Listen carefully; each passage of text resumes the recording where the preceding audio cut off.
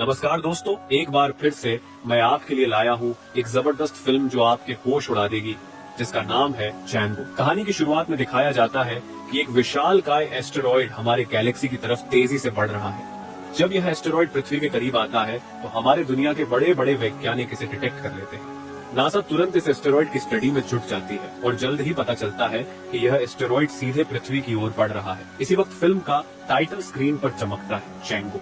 अक्टूबर 1 की सुबह सारी दुनिया बस इसी एक मुद्दे पर चर्चा कर रही होती है, एस्टेरॉयड का पृथ्वी की तरफ बढ़ना। चेन्नई के एक पार्क में कुछ लोग इस खतरनाक स्थिति पर बातचीत कर रहे होते हैं। इसी पार्क में एक लड़की निशा, जो एक न्यूज रिपोर्टर है, जॉगिंग के लिए आती है। तभी कहानी के हीरो गौतम, जो एक न्यूरोलॉजिस्ट डॉक्टर है, की एंट्री होती है। गौतम का दोस्त उसे कॉल करके बताता है कि निशा पार्क में जॉगिंग कर रही है। गौतम तुरंत पार्क की तरफ भागता है क्योंकि वो निशा से बहुत प्यार करता है। गौतम निशा से बात करने की कोशिश करता है, लेकिन निशा उसे अनदेखा कर देती है। उसे गौतम में जरा भी दिलचस्पी नहीं होती, उल्टा वो उसे कुछ अपशब्द कहकर चली जाती है। इस बीच हर न्यूज चैनल पर एस्टेरॉयड की चर्चा हो रही है।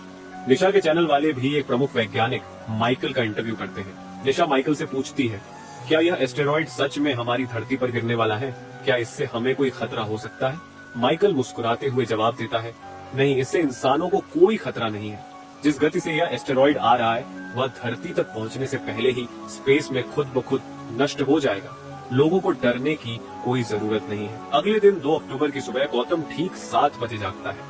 घर के दरवाजे पर उसकी नौकरानी आती है और काम के दौरान एक प्लेट फोड़ देती है, मगर गौतम उससे कुछ भी नहीं कहता। थोड़ी देर बाद उसकी माँ का फोन आता है। वो कहती है, बेटा कब तक ऐसे ही अपनी पुरानी यादों में खोए रहोगे? अब तो शादी कर लो। गौतम गहरी सांस लेते हुए जवाब देता है, माँ मैंने आपसे कितनी बार कहा है मेरी शादी की फिक्र छोड़ दो, वैसे भी मुझे अब हॉस्पिटल जाना है, लेट हो रहा हूँ। इतना कहकर वह फोन काट देता है और हॉस्पिटल के लिए निकलता है। रास्ते में एक नशे में धुत व्यक्ति अचानक उसकी कार के सामने आ जाता है और एक्सीडेंट का नाटक करने लगता है। वो गौतम से पैसे मांगता है। गौतम उसे कुछ पैसे देकर मामले को निपटाता है और आगे बढ़ जाता है। हॉस्पिटल से कॉल आता है, सर पाकिस्तान से आई लड़की की हालत बहुत नाजुक है, आज उसका ऑपरेशन करना है। गौतम कहता है, ऑपरेशन की तैयारी करो, मैं रास्ते में हूँ। इस बीच हॉस्पिटल में रमेश नाम का एक और डॉक्टर होता है जो गौतम से बेहद चलता है। वो अपने दोस्त से कहता है, मैं भी डॉक्टर हूँ, फिर मुझे ऑपरेशन क्यों नहीं करने देते? हमेशा गौतम को ही क्यों चुना जाता है? गौतम जल्द ही ऑपरेशन थिएटर पहुंचता है और पूरी एकाग्रता के साथ बच्ची का ऑपरेशन करता है। ऑपरेशन सफल होता है और वह अपने स्टाफ से कहता है, इसे आधे घंटे तक ऑब्जर्वेशन में रखो। स्टाफ तो ऑपरेशन थिएटर से चला जाता है, लेकिन रमेश वहीं खड़ा रहता है, अपनी जलन से भरे इरादों के साथ। अब हमें पता चलता है कि गौतम को बेस्ट डॉक्टर का अवार्ड मिल गया है। तमाम न्यूज चैनल्स गौतम का इंटरव्यू लेने में जुटे होते हैं। इसी बीच निशा के चैनल वाले भी गौतम को अपने स्टूडियो में इंटरव्यू के लिए बुलाते हैं और किस्मत से इस इंटरव्यू को लेने का काम निशा को मिलता है। इंटरव्यू खत्म होने के बाद गौतम फिर से निशा से बात करने की कोशिश करता है, लेकिन निशा उसकी तरफ देखती तक नहीं और बिना एक शब्द कहे वहां से चली जाती है। तभी एक शॉकिंग फ्लैशबैक सामने आता है। हम देखते हैं कि निशा अपने करियर से बेहद प्यार करती है। वो एक बहुत बड़ी पत्रकार बनना चाहती है और अपनी मेहनत से वो मुकाम हासिल करने के लिए हर पल संघर्ष करती रहती है। इसी दौरान उसकी मुलाकात गौतम से होती है। गौतम धीरे धीरे निशा की ओर आकर्षित होने लगता है। इत्तेफाक से निशा के माता पिता भी गौतम को निशा के लिए एक आदर्श जीवन साथी मानते हैं और रिश्ता लेकर आते हैं। गौतम की अच्छाई से प्रभावित होकर निशा उससे शादी कर लेती है, लेकिन शादी के बाद निशा का ध्यान सिर्फ और सिर्फ अपने करियर पर होता है। वह इतनी व्यस्त रहती है कि गौतम और उसकी माँ के साथ खाना तक नहीं खाती। अक्सर देर रात घर लौटती है और अपने पति की किसी भी बात पर ध्यान नहीं देती। ये सब देखकर गौतम की माँ नाराज हो जाती है और निशा को डांटने लगती है। हालांकि ये सब कुछ निशा ने पहले ही गौतम को शादी से पहले बता दिया था कि वह अपने प्रोफेशन को सबसे ऊपर रखती है, लेकिन इन बातों को लेकर गौतम और निशा के बीच छोटा मोटा झगड़ा हो जाता है। निशा को यह बात इतनी नागवार गुजरती है कि वह गौतम से अलग होने का फैसला कर लेती है। इसलिए गौतम अब भी उसे मनाने की कोशिश में लगा रहता है। वापस वर्तमान में गौतम को हॉस्पिटल से कॉल आता है। वो बताते हैं कि पाकिस्तान की वो लड़की जिसका उसने सुबह ऑपरेशन किया था अब नहीं रही। ये सुनते ही गौतम सन्न रह जाता है। वह सोचने लगता है, ऑपरेशन तो सफल हुआ था, फिर ये कैसे हो सकता है? थोड़ी देर बाद गौतम के 3 दोस्त उसके घर आते हैं। सभी मिलकर पार्टी करने का प्लान बनाते हैं। देर रात तक वे खूब शराब पीते हैं और अंत में गौतम नशे में धुत होकर सो जाता है। लेकिन आधी रात को हॉस्पिटल से एक और कॉल आता है। वे बताते हैं कि एक और मरीज की हालत गंभीर हो गई है और गौतम को तुरंत हॉस्पिटल आना होगा। गौतम जल्दी से गाड़ी निकालता है लेकिन बीच रास्ते में उसकी गाड़ी खराब हो जाती है। जब वो गाड़ी चेक कर रहा होता है तभी आसमान में एस्टेरॉइड दिखाई देता है। गौतम एस्टेरॉइड को देखता ही रह जाता है और फिर अचानक वह एस्टेरॉइड विस्फोट कर जाता है। उस वक्त ठीक 12 बजते हैं। अगली सुबह 7 बजे गौतम की नींद खुलती है। दरवाजे पर उसकी नौकरानी सब्जियां लेकर आती है। काम के दौरान वह एक प्लेट गिराकर तोड़ देती है। इस बार गौतम गुस्से में उसे डांटने लगता है, तुमने आज फिर एक प्लेट तोड़ दी। नौकरानी कहती है, सर मैंने सिर्फ एक प्लेट ही तोड़ी है। थोड़ी देर बाद गौतम की माँ का कॉल आता है। वो फिर से उसकी शादी की बात छेड़ती है। गौतम झुंझलाते हुए कहता है, माँ कितनी बार आपको कहा है, इस बात को छोड़ दीजिए। हॉस्पिटल जाते वक्त एक शराबी अचानक गौतम की कार के सामने आकर एक्सीडेंट का नाटक करता है।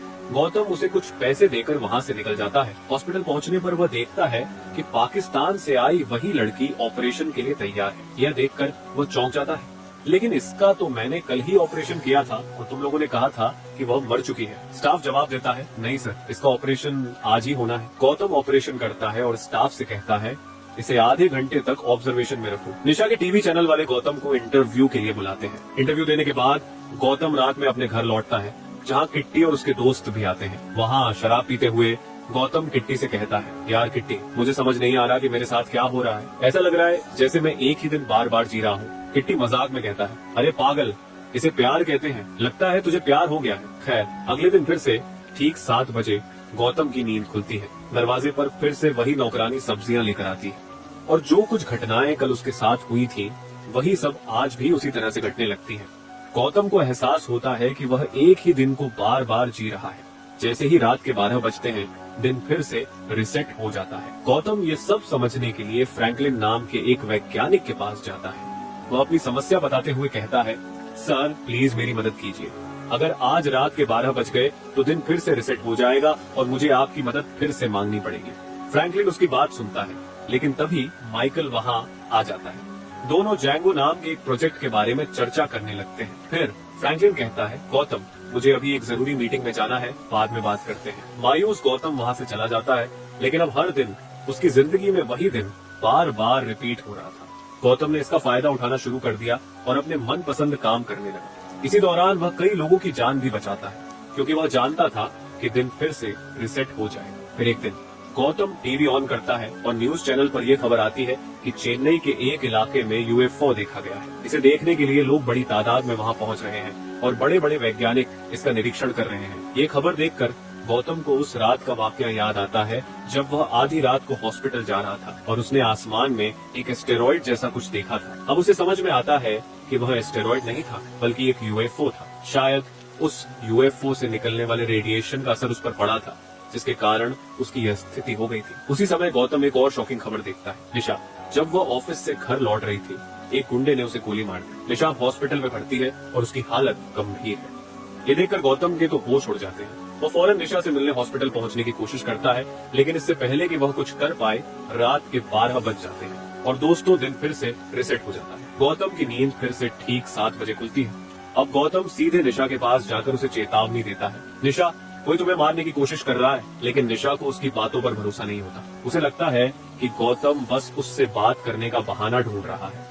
अब रात होती है और गौतम निशा के ऑफिस के बाहर इंतजार करता है। निशा जब अपने ऑफिस से घर लौटने के लिए निकलती है तो गौतम उसे रोकने की कोशिश करता है, लेकिन ठीक उसी समय एक बाइक सवार बंदा आता है और निशा को गोली मार देता है। बेचारी निशा अपनी कार में ही दम तोड़ देती है। दिन फिर से रिसेट हो जाता है और इस बार गौतम निशा के ऑफिस आकर हर किसी को ध्यान से ऑब्जर्व करने लगता है। उसे समझना है कि आखिर कौन सा बंदा निशा को मारने की कोशिश कर रहा है।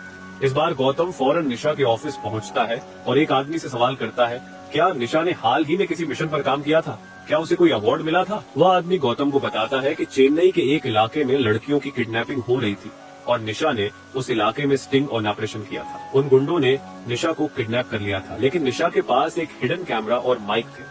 उसने उन गुंडों की सारी बातें रिकॉर्ड कर ली और अपनी टीम को भेज दी। पुलिस ने निशा की लोकेशन ट्रैक कर ली और कई लड़कियों को उन गुंडों के चंगुल से बचा लिया गया। ये सब जानने के बाद गौतम फिर से रात तक निशा के ऑफिस के बाहर उसका इंतजार करता है। तभी निशा का बॉस वहाँ आता है और कहता है, अरे सर, आपका इंटरव्यू तो खत्म हो गया था, फिर आप अभी तक यहाँ क्यों हैं? गौतम जल्दी से बहाना बनाता है, सर मेरी कार ब्रेक डाउन हो गई है, इसलिए मैं यहीं फंसा हुआ हूँ। निशा का बॉस कहता है, तो फिर आप लोग ऑफिस की कार लेकर घर चले जाइए। वो उन्हें एक ड्राइवर के साथ कार में भेज देता है। अब जब तीनों कार से जा रहे होते हैं तो दो बाइक वाले उनकी कार का पीछा करने लगते हैं। गौतम पहले से जानता है कि निशा पर हमला होने वाला है, इसलिए वह ड्राइवर को बार बार कहता है गाड़ी इधर मोड़ो, गाड़ी उधर मोड़ो। लेकिन लंबे चेस के बाद वे बाइक वाले उनकी कार के सामने आ ही जाते हैं और फिर गोलियों की बौछार शुरू हो जाती है। गौतम, निशा और ड्राइवर तीनों को गोली मार दी जाती है और वे वहीं मारे जाते हैं। खैर, रात के 12 बजते ही फिर से दिन रिसेट हो जाता है। इसी बीच उस यूएफओ के आने की खबर पूरे शहर में फैल जाती है। चेन्नई के एक इलाके में यूएफओ देखने के लिए बड़ी संख्या में लोग इकट्ठा हो जाते हैं। पब्लिक को कंट्रोल करने के लिए पुलिस भी वहां पहुंच जाती है और कई वैज्ञानिक भी उस यूएफओ का निरीक्षण करने आते हैं। फ्रैंकलिन भी यूएफओ देखने आता है। गौतम फिर से उससे मिलता है और कहता है, मैं बार बार एक ही दिन जी रहा हूँ, अब तक मैंने यह दिन 9 बार जी लिया है। गौतम बताता है कि जब वह यूएफओ सिटी में आया था तो वह उसके काफी करीब था और शायद तभी से ये घटनाएं उसके साथ हो रही हैं। फ्रैंकलिन इस बात को सुनकर यूएफओ को वापस भेजने की तैयारी में लग जाता है। गौतम फिर अपने दोस्त किट्टी के पास जाता है, जो एक पुलिस ऑफिसर है। वह किट्टी को अपनी सारी कहानी सुनाता है, लेकिन किट्टी उसकी बातों पर यकीन नहीं करता। तब गौतम उसे विश्वास दिलाने के लिए आगे होने वाली घटनाओं के बारे में बता देता है। ये देखकर किट्टी के होश उड़ जाते हैं। किट्टी गौतम से हैरान होकर पूछने लगता है, तुम्हें ये सब कुछ पहले से ही कैसे पता है? गौतम गंभीरता से जवाब देता है, तुम्हारे लिए ये एक नॉर्मल दिन है, लेकिन मैं इस दिन को बार बार जी चुका हूँ। किस टाइम पर कौन सी घटना होने वाली है ये मुझे पहले से ही पता है। किट्टी, अब ध्यान से सुनो। निशा को कोई मारना चाहता है, लेकिन मैं उसे बचा नहीं पाया। 2 लोग बाइक पर आकर उसे मारते हैं और मुझे उन बाइक्स के नंबर याद हैं। हमें उन नंबरों को ट्रैक करना होगा ताकि हम उन्हें पकड़ सकें। गौतम और किट्टी फौरन एक्शन में आ जाते हैं और उन बाइक्स के नंबर को ट्रैक करके दोनों किलर्स को गिरफ्तार कर लेते हैं। किट्टी गुस्से में उन दोनों को लॉकअप में डालकर पूरी तरह पीटता है और तब जाकर वे उगलते हैं कि उन्हें निशा को मारने की सुपारी किसने दी थी। दोनों बताते हैं कि उन्हें सिर्फ एक कॉल आया था और सारी बातें फोन पर ही हुई थी। किट्टी उस नंबर को ट्रैक करता है और पता चलता है कि वह नंबर निशा के ऑफिस में काम करने वाले एक शख्स राजेश का है। गौतम राजेश से सामना करता है और निशा के बारे में पूछता है। घबराया राजेश तुरंत भागने की कोशिश करता है, लेकिन गौतम किसी तरह उसे पकड़ लेता है।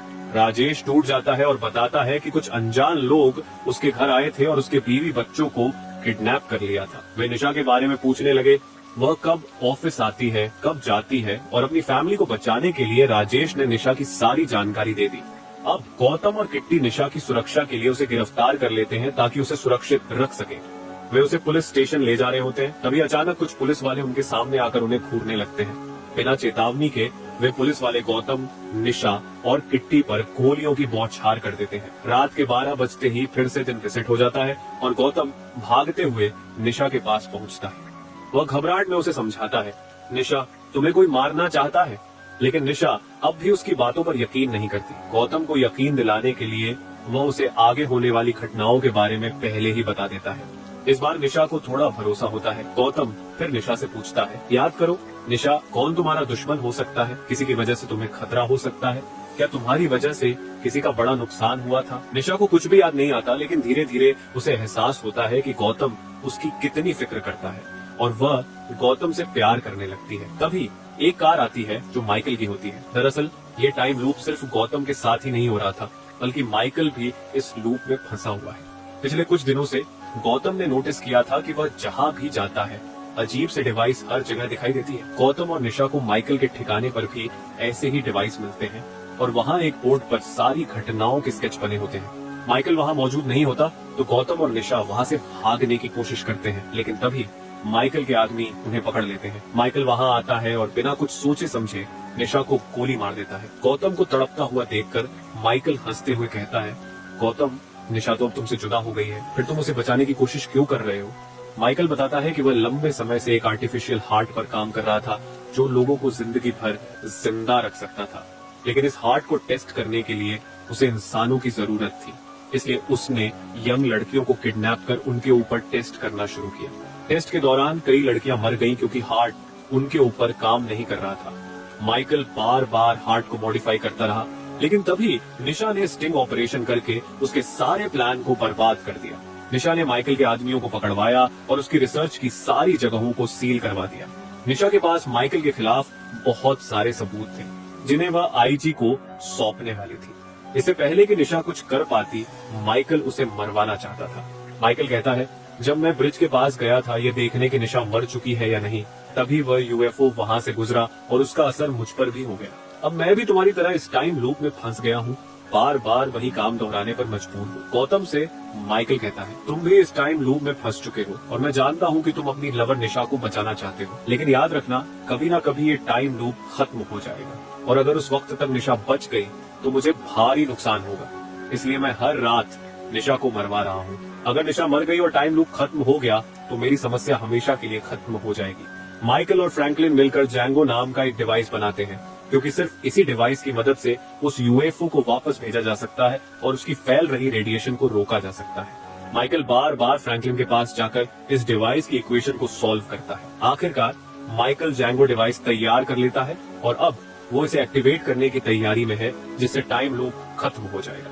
लेकिन इसी बीच गौतम अचानक गुंडे के हाथ से गन छीन कर माइकल को शूट कर देता है। माइकल भी फायर करता है और दोनों एक ही वक्त पर मर जाते हैं। जैसे ही दिन रिसेट होता है हम देखते हैं कि माइकल अपने आदमियों के साथ गौतम के घर पहुंचता है, लेकिन इस बार गौतम पहले से ही तैयार होता है। वो अपने दोस्त पुलिस ऑफिसर किट्टी को फोन करता है और उसे सारी सच्चाई बता देता है। साथ ही वह फ्रैंकलिन को भी माइकल के इरादों के बारे में जानकारी दे देता है कि माइकल उसे धोखा देकर जैंगो डिवाइस को एक्टिवेट करना चाहता है। इस बीच माइकल ने निशा को किडनैप कर लिया होता है। गौतम उसे ढूंढने की पूरी कोशिश करता है और आखिरकार निशा को ढूंढ लेता है। जैसे ही वह निशा के बंधन खोलने की कोशिश करता है माइकल वहां पहुंच जाता है। फिर शुरू होती है एक भयंकर लड़ाई। गौतम और माइकल के बीच घमासान फाइट होती है और इसी फाइट के दौरान माइकल निशा के सिर पर गोली मार देता है। गौतम गुस्से से भर जाता है और पास पड़ी एक रॉड उठाकर माइकल के सीने में घुसा देता है। मरते मरते माइकल गौतम से कहता है, अगर तुमने जैंगो डिवाइस को एक्टिवेट करने से नहीं रोका तो निशा मर जाएगी, यूएफओ धरती से चला जाएगा और इस लूप का अंत हो जाएगा। तुम उसे दोबारा नहीं देख पाओगे। गौतम गहरी सांस लेते हुए जवाब देता है, अगर मैंने डिवाइस को रोक दिया तुम वापस लौट सकते हो, लेकिन मैं तुम्हें दोबारा जिंदा नहीं देखना चाहता। मैं एक न्यूरो सर्जन हूँ और किसी भी तरह निशा को बचा लूंगा, लेकिन तुम्हें मरना ही होगा। गौतम वह रॉड और गहराई से माइकल के सीने में धंसा देता है और माइकल वहीं दम तोड़ देता है। इसके बाद गौतम फौरन निशा को अस्पताल ले जाता है। दूसरी ओर फ्रैंकलिन जैंगो डिवाइस को एक्टिवेट करने की कोशिश कर रहा होता है, क्योंकि कोड्स माइकल ने पहले से ही उसमें फिट कर दिए थे। फाइनली फ्रैंकलिन डिवाइस को एक्टिवेट कर देता है। डिवाइस से निकलने वाली रेस यूएफओ को छूती है और दूसरी ओर गौतम निशा को बचाने की जी जान से कोशिश कर रहा होता है। बहुत ही इंटेंस सीन चल रहे होते हैं।